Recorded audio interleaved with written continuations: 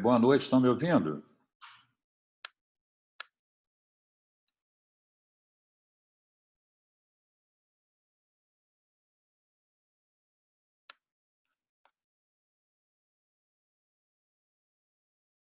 Vocês estão me ouvindo?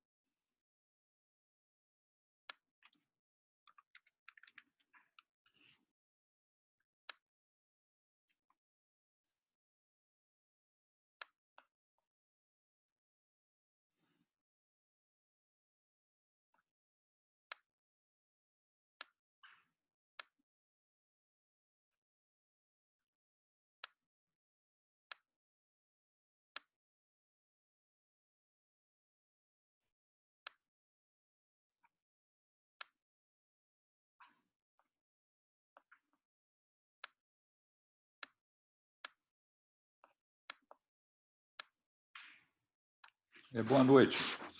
Eu tinha entrado na sala errada, com a sala 6, na verdade, a sala 10, a minha disciplina, a sala 10. Eles haviam me passado um documento de ingresso em reunião e hoje passaram outro, e eu não vi esse de hoje. Na verdade, o anterior era a sala 6 e o que eles passaram hoje era a sala 10. Então, eu saí da sala 6 e entrei na sala 10. Quem está assistindo a aula é o pessoal da turma B, é isso? Deixa eu só ver aqui. É B, C3 e C4? Vocês são da B, C3 e C4, é isso?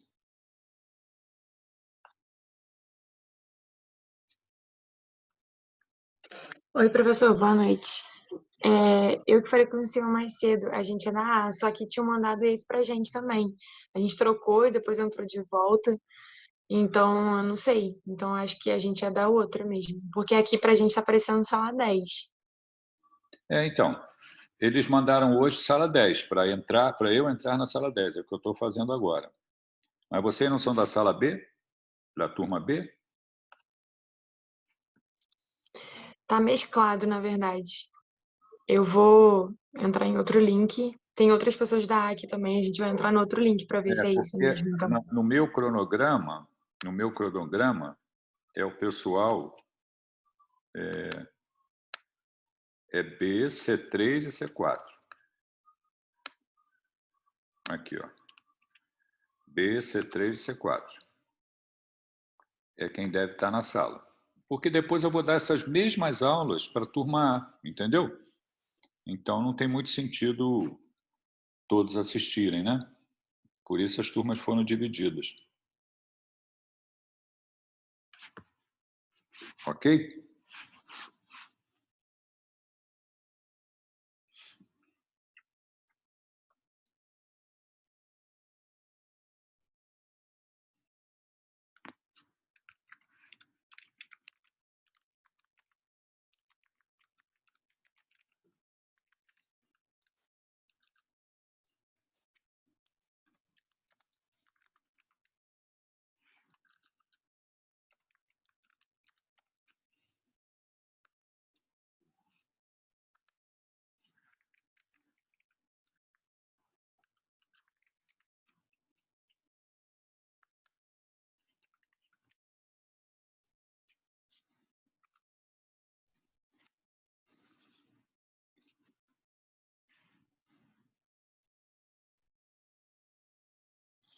E aí? Como resolvemos? A turma B vai ficar aqui com o senhor e a turma A com a outra professora. Tá. Então, dá um tempinho para o pessoal entrar aqui, porque tinha bastante gente na outra turma. Então eles vão entrando agora, né? Uhum. A gente pode A começar. turma B vai entrando agora. Bom, vamos lá. Eu não sei se vocês tiveram aula comigo no quarto período. Tiveram? Aula no quarto período? Na disciplina de raciocínio clínico? Sim, tivemos, professor. Ah, então tá. Então já me conhecem, né? Mas quem ainda... meu nome é Afonso, né? Eu sou professor da faculdade e a disciplina que nós vamos ministrar para vocês de maneira remota, na segunda-feira à noite, é medicina baseada em evidências. Eu queria que essa disciplina, vocês já tiveram o dia inteiro de aula, né? Então, que fosse, digamos assim, agradável, né? Para todos, né? E que vocês pudessem participar e aproveitar ao máximo. Obviamente, tem conteúdo que tem que ser dado, né? E, ao final da disciplina, também temos uma avaliação, né? De acordo com a turma, né? Primeiro vai ser a avaliação para essas turmas e depois a avaliação para outra turma, né? Eu vou procurar fazer de uma maneira que a gente utilize casos clínicos para falar da disciplina, né? Da medicina baseada em evidência. Nós temos são duas aulas, né? Que são aulas assim de fundamentação, uma aula sobre fundamentos na medicina baseada em evidência, que nós vamos falar hoje, né? Que também é dialogada, vocês podem participar, fiquem à vontade. Vocês têm duas maneiras de participar. Uma é colocar a pergunta aqui no chat, que eu estou vendo, e a outra é vocês, né? Eu acho que é o melhor, né? Porque é muita gente que fica na sala de aula, então é melhor, ao final, vocês fazerem as perguntas e eu respondo todas elas, tá? Não há problema nenhum, para não haver, digamos assim, dificuldades na apresentação. Então, eu apresento a aula, ao final eu abro para perguntas, vocês participem, por favor, para esclarecer as dúvidas, e, ao final de tudo, eu vou pedir a vocês para colocarem o nome e a matrícula para sair de sala, que vai ser considerado como presença, né? Essa aula está sendo gravada e ela vai, depois de gravada, eu coloco ela lá no ambiente virtual de aprendizado, né? Eu coloco o link lá para que vocês possam ver a aula também, ok? Dito isso, eu vou compartilhar a tela com vocês. Compartilhar a tela. E vamos lá. Cadê a aula? Está aqui. Vocês estão vendo o slide? Queria que um de vocês pudesse responder. Sim, professor, está dando para ver sim. Então tá, obrigado. Então, olha só, a disciplina é medicina baseada em evidências, quer dizer, nós vamos exercer essa atividade, né, que vocês estão estudando, mais à frente vão se tornar médicos, e nós vamos exercer toda a nossa atividade profissional baseada em evidências, né, e a gente vai aprofundar isso. Vamos ver como é que nós podemos caracterizar o que vem a ser uma medicina baseada em evidências. Esse autor publicou um trabalho lá no British Medical Journal, em 1996, que ele disse o seguinte, que é o uso explícito e consciencioso da melhor evidência atual proveniente da pesquisa clínica na abordagem de pacientes individuais.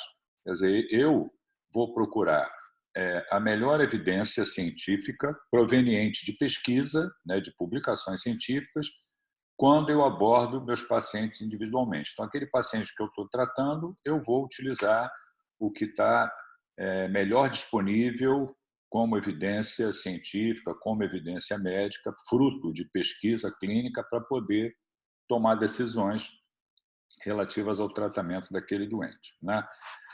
Vamos falar um pouquinho mais sobre conceitos, que, além disso, nós temos itens adicionais. Então, como já foi dito, é o atendimento de pacientes usando a melhor evidência científica disponível para guiar decisões clínicas e terapêuticas, né? O foco é aplicar resultados de pesquisas que envolvam pacientes semelhantes ao nosso e que contenham desfechos clínicos importantes, como, por exemplo, o risco de morte. Quer dizer, eu vou procurar pesquisas para decidir, por exemplo, uma intervenção terapêutica, e essa intervenção terapêutica aquela pesquisa me mostra que, se eu usar determinada droga, o doente tem um resultado melhor com o tratamento, tem uma chance de óbito menor. Então, a minha tendência é escolher aquela droga para tratar o paciente. A medicina baseada em evidência é vista como um complemento, não a substituição do julgamento clínico aplicável a pacientes individuais. Então, o julgamento clínico, e isso é o médico que faz quando está conversando com o seu paciente, colhendo a história, examinando, pedindo exames, interpretando, quer dizer, aquela relação que se constrói de confiança médico-paciente e fruto também da experiência do médico de tratar pacientes seguidamente, por exemplo, com uma determinada patologia, quer dizer, eu tenho um médico que tem experiência para tratar aquela patologia. Então, eu tenho essa experiência do médico, ela deve ser levada em conta também, que ele vai escolher o que é melhor para aquele paciente que está ali sob seus cuidados.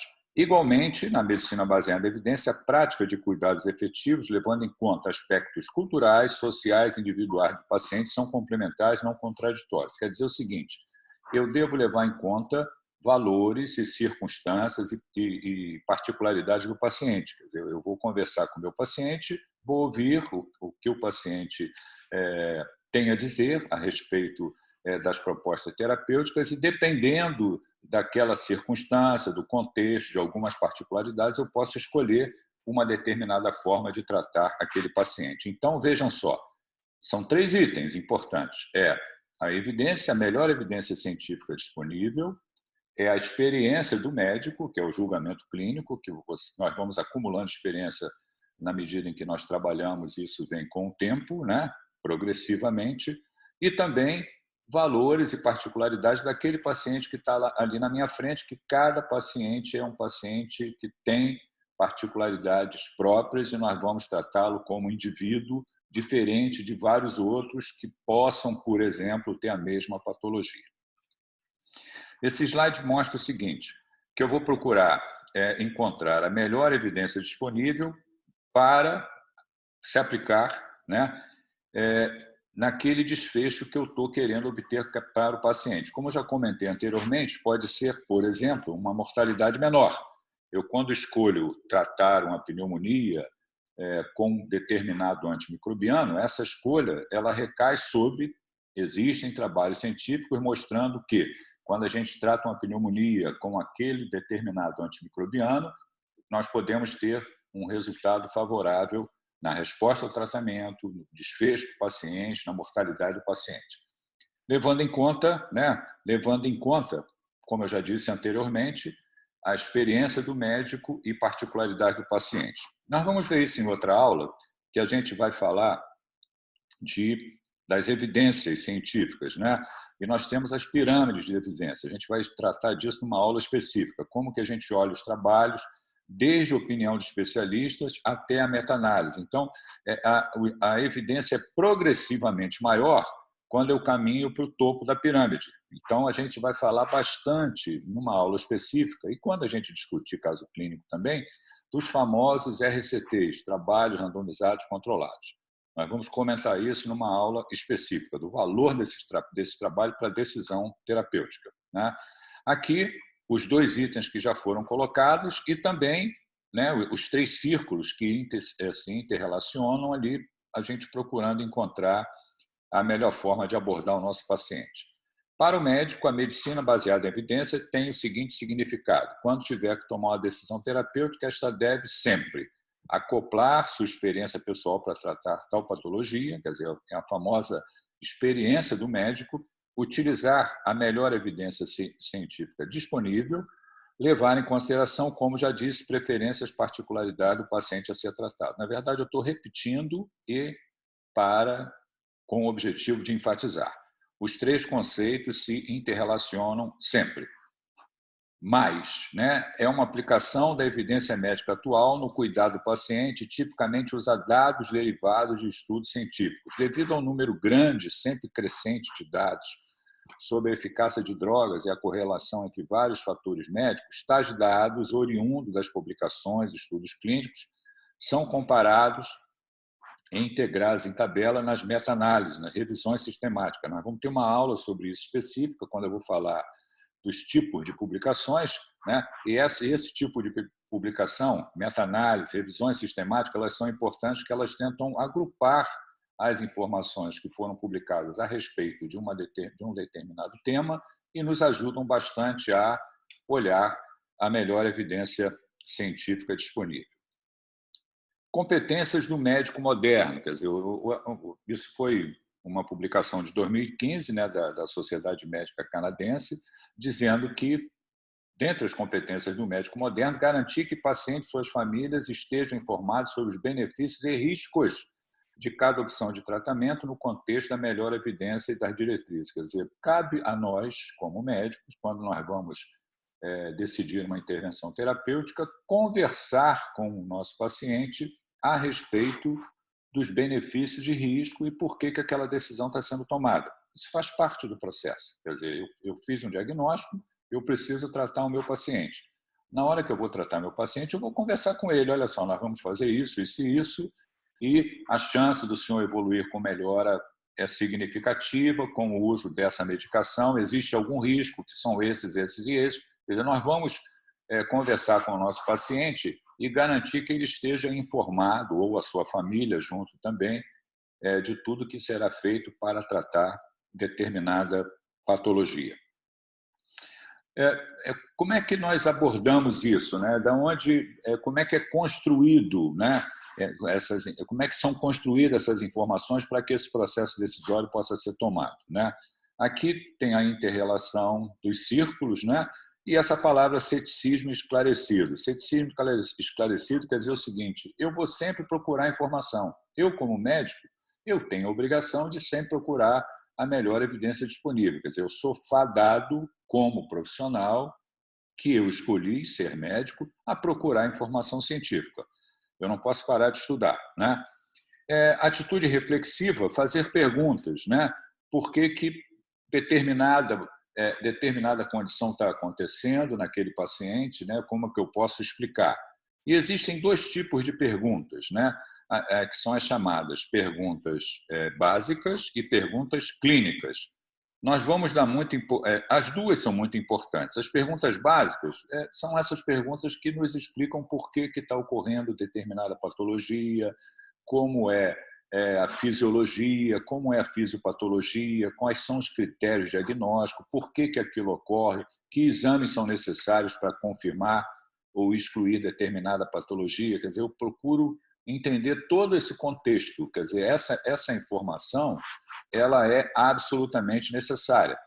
Ninguém vai tratar um doente com insuficiência cardíaca sem conhecer fundamentos de insuficiência cardíaca. Ninguém vai tratar uma epilepsia sem conhecer fundamentos de epilepsia. Ninguém vai tratar uma neoplasia de colo sem conhecer com profundidade os tipos de tumores e o que tem que fazer, por como ele ocorre, para onde ocorre a progressão da doença, complicações, como é que eu faço o diagnóstico. Quer dizer, então, quando nós estamos diante de uma decisão terapêutica, eu preciso ter toda essa informação a respeito daquela patologia.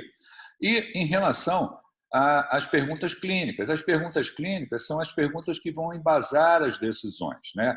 Essas perguntas clínicas, elas são importantes porque, fruto das pesquisas clínicas, nós temos, dentro dessas pesquisas clínicas, uma intervenção que é feita em um grupo controle, né? Nós vamos ver isso com mais detalhes quando a gente falar de trabalho randomizado e controlado. Mas dentro da pesquisa clínica, eu estou usando uma droga e eu tenho um grupo controle e eu vou observar qual foi o efeito dessa droga. Então, eu tenho a opção A e B. Eu posso estar comparando uma droga com outra. Qual delas é melhor? Qual delas se apresentou com, por exemplo, uma chance de sobrevida maior, menor efeitos adversos, mortalidade menor, quer dizer, um desfecho melhor, né? Essas são as perguntas. E essas perguntas, existe um acrônimo para essas perguntas. Esse acrônimo nós vamos usar durante toda a disciplina, que se chama pergunta PICO. Pergunta PICO. O que é uma pergunta PICO? O P é o paciente, ou o problema que o paciente apresenta. Eu preciso encontrar lá na minha pesquisa aonde o meu paciente se encaixa. Quer dizer, eu estou tratando de um paciente que tem insuficiência mitral grave. Então, eu vou procurar informações a respeito de insuficiência mitral grave. como que eu abordo uma insuficiência mitral grave, o que eu tenho que fazer, o que os estudos, o que as pesquisas clínicas me disseram em relação à insuficiência mitral grave, aonde o meu paciente está alocado. Então, isso é o P da pergunta PICO, do acrônimo, né? A intervenção é a principal intervenção que vai ser considerada. Por exemplo, se eu estou lidando com insuficiência mitral severa, grave, pode ser colocada a opção de trocar a válvula, né? E o controle, a comparação qual é? Por exemplo, pode ser tratamento conservador. Então, eu estou comparando a troca da válvula com o tratamento conservador. E o desfecho, né? O desfecho qual é? O que aconteceu com esse doente? O doente ficou vivo, a maior parte dos doentes evoluíram bem ou evoluíram mal, evoluíram com complicações, morreram. Durante quanto tempo? Quer dizer, esse desfecho é o que me interessa. E aí eu vou escolher, de acordo com aquela publicação científica, o que eu vou fazer com o meu paciente, por exemplo, com insuficiência mitral severa. Se eu vou decidir pela intervenção cirúrgica naquele momento ou se eu vou decidir, por exemplo, por tratamento conservador.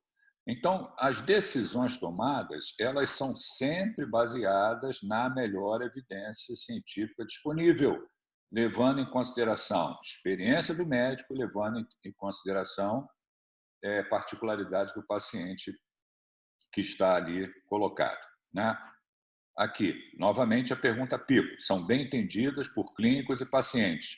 O que é, de que se trata, aquela particularidade do caso, que é o P, é o paciente ou o problema, as opções que nós temos de comparação, intervenção e controle, e o desfecho, que é qual foi o resultado favorável que eu obtive daquela pesquisa clínica. Então, essa pergunta PICO, ela deve ser respondida, e ela é respondida através de consulta às publicações científicas. É assim que a medicina resolve as coisas em relação à decisão terapêutica. Eu vou antes de progredir, eu vou interromper o compartilhamento aqui. Eu tenho algumas perguntinhas adicionais. Eu queria ouvir vocês. Alguma dúvida do que foi falado até agora? Deixa eu ver se no chat tem alguma pergunta. Ainda não. Vocês podem escrever no chat ou então falar, se quiserem. Nós temos aqui 29 pessoas na sala. Eu gostaria que vocês participassem antes de eu progredir. Por enquanto ainda está tranquilo, professor. Está dando para acompanhar tranquilo. Romilda? Tá bom, então. Então, vou voltar a compartilhar aqui. Vamos lá. Vamos compartilhar.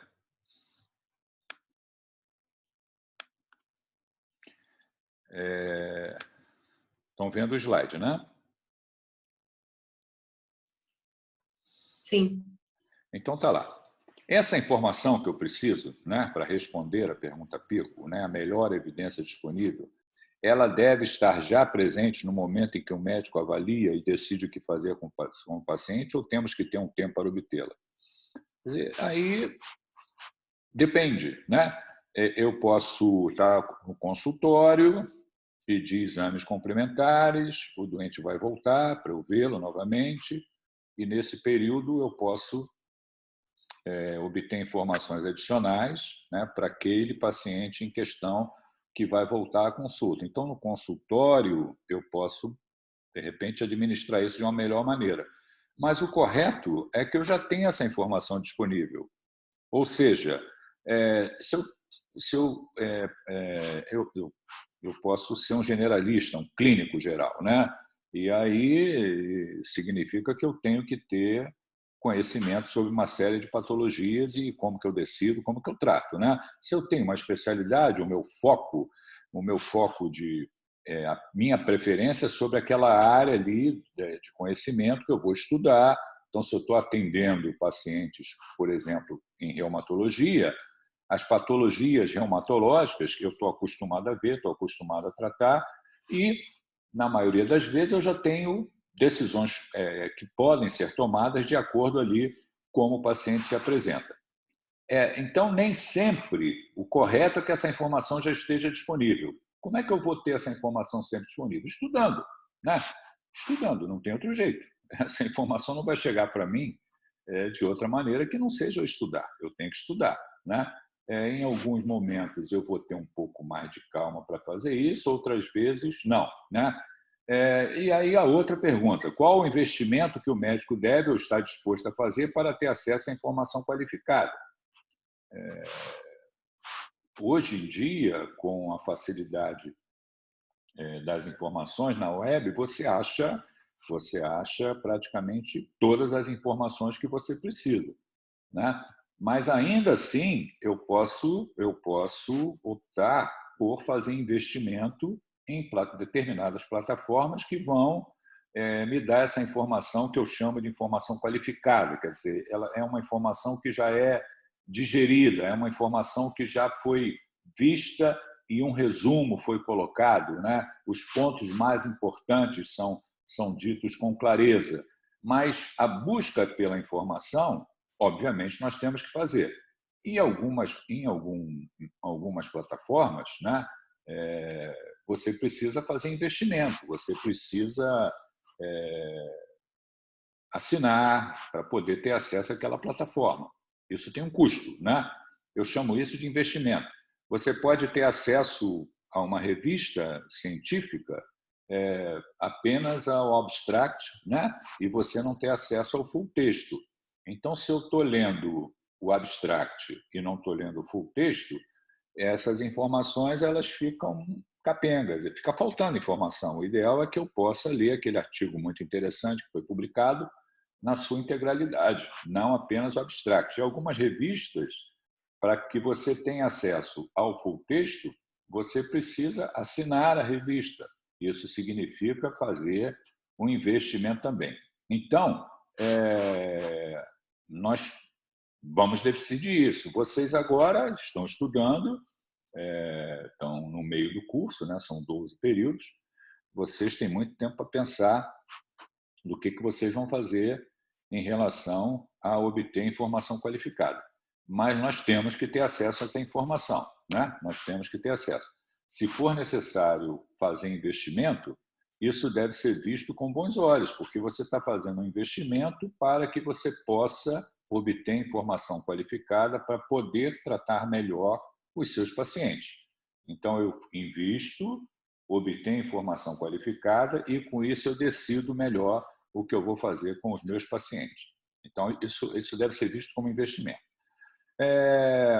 Aqui teremos alguma situação de agir antes de consultar a literatura, o desejo do paciente e família.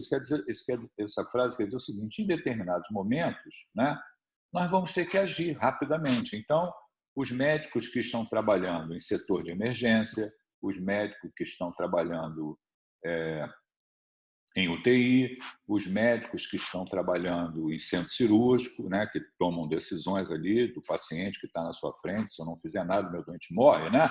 Eu tenho que oferecer suporte de vida, eu tenho que decidir intervenções terapêuticas. Então, esses médicos eles devem ser treinados para decidir com rapidez o que fazer. Eu não posso ali, diante de um doente com insuficiência respiratória, eu falar assim: olha, espera um pouquinho que eu vou estudar o que eu vou fazer com a insuficiência respiratória. Isso não existe, não existe. Então, se eu estou diante de uma insuficiência respiratória, eu preciso tomar providência. Aquilo é uma emergência que, se eu não agir, o doente vai evoluir para o óbito. Então, eu não posso parar para estudar. Isso tem que ser feito anteriormente e eu tenho que estar treinado para resolver essa situação. Isso é uma particularidade dos médicos que trabalham com pacientes instáveis, com pacientes graves, médicos que trabalham em setor de emergência, médicos que trabalham em UTI. Se o seu paciente, ao ser informado sobre o que deve ser feito, decide por não fazê-lo, você deve convencê-lo do contrário. Quer dizer, eu posso estar falando alguma coisa que eu vejo que tem todo sentido e o paciente dizer que não quer fazer, né? Eu comentei a respeito dos fundamentos, né, da melhor evidência disponível, da experiência do médico e de particularidades e valores do paciente. Mas se o paciente recebe a informação e ele decide: doutor, eu não quero fazer isso, e você vê que essa decisão que ele está tomando não é a melhor decisão naquele contexto, né? Você deve conversar com ele, ou então conversa com a família dele, na presença dele. Olha, o correto é que seja dessa maneira. Se ele insistir, você tem que respeitar um princípio da bioética, que é a autonomia, né? A gente tem ali os 4 princípios. A gente tem a beneficência, a não maleficência, a autonomia e a justiça. Então, quando o doente não quer fazer, ele está exercendo um princípio da bioética que se chama autonomia do paciente. Mas se ele está resolvendo e claramente você está vendo que isso está errado, você deve tentar convencê-lo do contrário, porque senão os melhores resultados não vão aparecer. Vejam como é que nós temos conceitos, né, que precisam ser colocados, e temos as situações particulares que nós vamos ter que também que resolver quando a gente está diante de uma decisão a ser tomada. Muito bem, isso as informações são as informações que eu deveria passar para vocês sobre fundamentos de medicina baseada em evidência, né? Temos mais coisas que vão ser em aulas adicionais.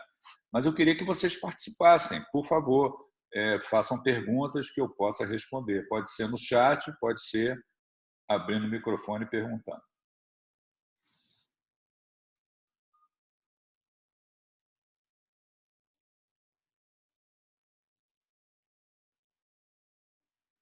Eu não tenho nenhuma dúvida não, professor.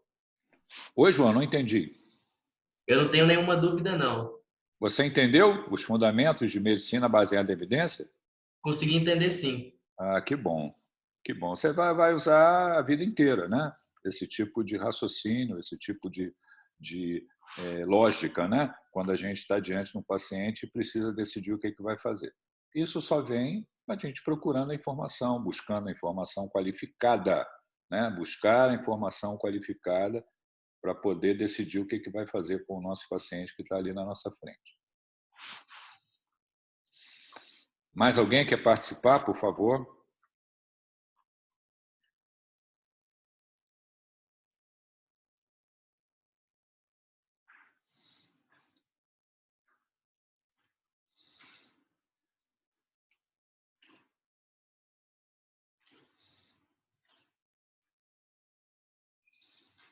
Antes de terminar, deixa eu falar uma coisa para vocês. No semestre passado, essa disciplina,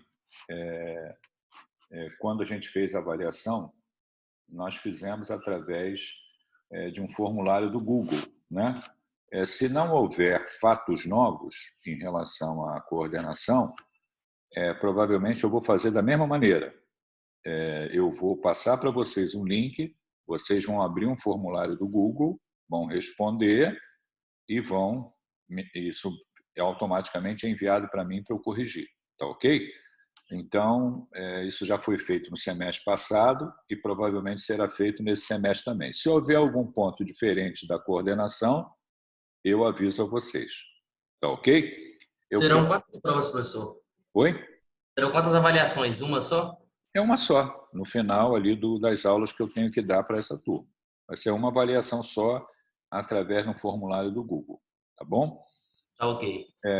Espero que seja agradável para vocês a disciplina. E a maneira de tornar isso agradável é haver diálogo, né? É vocês participando, eu respondendo. Se eu souber responder, eu respondo. Se eu não souber responder, eu vou dizer que eu não sei. Vamos encontrar informação junto. Mas tem que ser agradável para vocês, né? No final do dia, já é inteira aí de aula, e tem que ser alguma coisa que acrescente para vocês, tá? Eu vou procurar trazer casos clínicos que tenham a ver com o que vocês têm feito, o que vocês têm visto, tá bom? Para que a gente possa discutir, tá? O senhor vai disponibilizar as aulas no AVA, professor, para a gente? Com certeza. Essa aula está sendo gravada e eu vou disponibilizá-la no AVA, tá? Acredito que hoje ainda eu faça isso, tá bom? Tá ok, professor. Então, por favor, podem colocar o nome, a matrícula e sair de sala, tá? Antes de eu terminar. Obrigado, professor. Boa noite. Um abraço para vocês. É um prazer estar com vocês, tá? Igualmente. Tchau, tchau.